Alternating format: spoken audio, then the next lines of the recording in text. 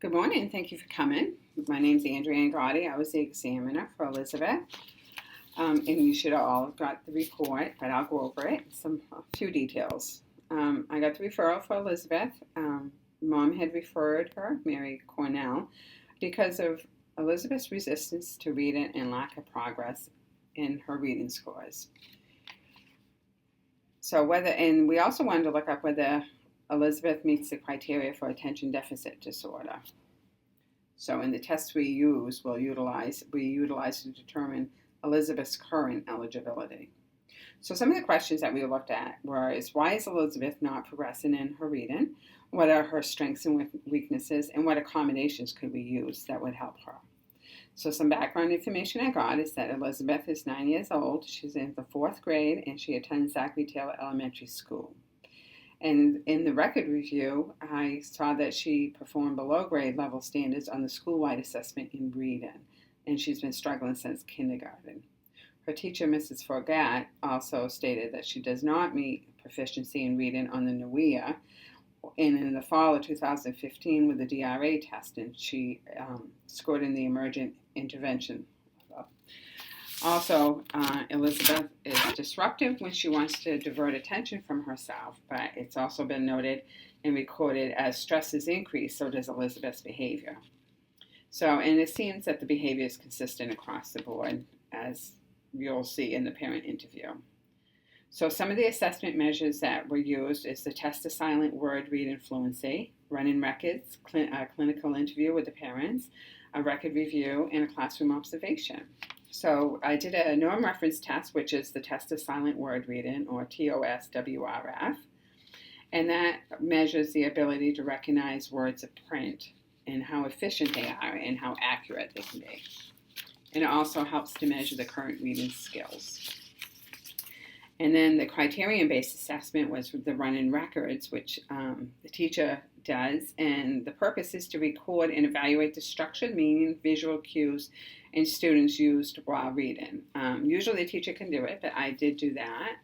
It shows the fluency and the phrasing of the student, and it helps to determine accuracy, self-correction, error, and also comprehension, which is important. So in the parent interview, Mary shared with me that in comparing the information, Elizabeth's habits and behaviors are the same at school and at home. And, there's a lot of frustration, especially when it comes to homework and Elizabeth having to read. So it was mentioned too, a functional behavioral assessment and a cognitive ability assessment is also going to be completed by the psychologist. So during the record review, I saw that Elizabeth, as I had stated, is below the grade level, which is a concern. However, she is on grade level in math, which is great, and her writing. She seems to enjoy that more.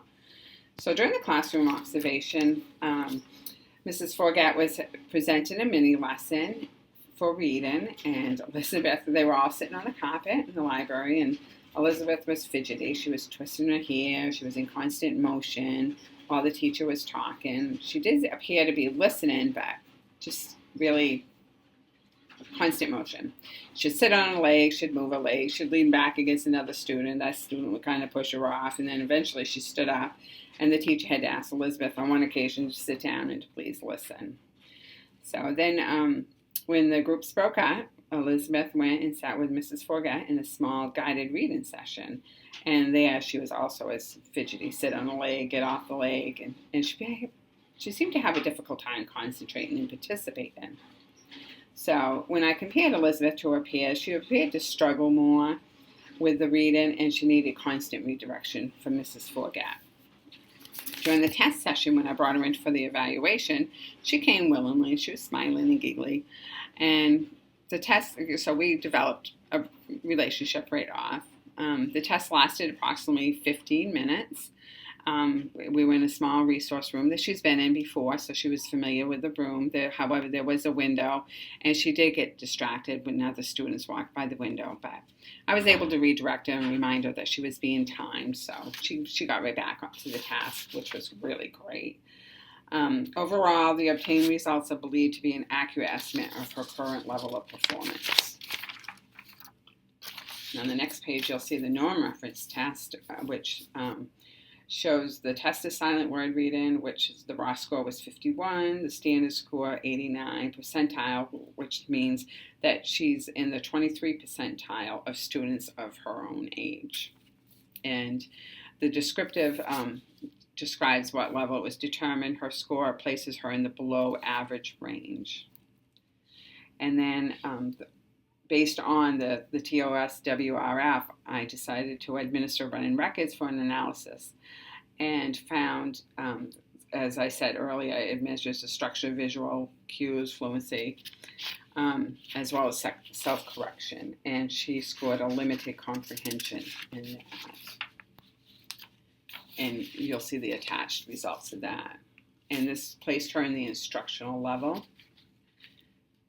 because she got a 2 for fluency, which means she reads with some expressive interpretation and pausing, but she's still at risk. Unsatisfactory comprehension. So in summary, with Elizabeth's reading and behaviors were completed to address the concerns of her progress, and overall the results indicate Elizabeth, who is in the 4th grade, has a history of interventions, one being Title I, added support in the classroom. Results from this test indicate below average skills in reading and comprehension, as well as displaying inattention, impulsivity, and hyperactivity with associated delays in social skills and emotional maturity. During the testing and all my observations, I see that there are symptoms of attention deficit hyperactivity disorder, or ADHD, better known, and has a weakness in comprehension, likely involves difficulty because of the ADHD. She demonstrates difficulty understanding important ideas in reading passages and has difficulty remembering what she has read. Further testing will confirm the ADHD. So to look at our questions, why is Elizabeth not progressing in math? Based on the test administered, I would conclude that she exhibits the signs of ADHD, which makes it difficult for her to concentrate and affecting her comprehension and attention to details. And she lacks the skills to be successful at the reading. So she needs to be taught further strategies. Some of her strengths and weaknesses, she has a good strength in fluency, identifying her sounds.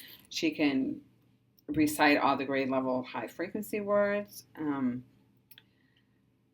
She has excellent penmanship. She's on grade level for spelling and writing. According to Mrs. Forget, she enjoys her physical education class and participates in band. And of course, her weakness is reading, as we know. She scored a DR level 16, and another weakness would be her impulsivity. So I was looking at the accommodations that I think that would be really good. Such a small group setting with specially designed instruction that's explicit. Possibly a behavior plan to help manage Elizabeth's inattention and impulses in both the school and home setting. And it should have an incentive, which really would provide motivation for Elizabeth. I would also recommend extended time to complete assignments when it was felt that it was necessary. Shortened assignments also on the more complicated ones. Otherwise, she's going to be set up to fail, I think. So I would also allow Elizabeth frequent breaks. Get up, let her move around, go get a drink, go to the bathroom. Even bring a message to the office would be effective. Just to let her move and clear her head and get some movement in. And with instructions, make sure she has an understanding of instructions when given homework or assignments. Just back that up and maybe just check in frequently with her. I'd have checklists, visual cues, and self-monitoring tools. And organizers for lesson 3 be an excellent tool for her as well.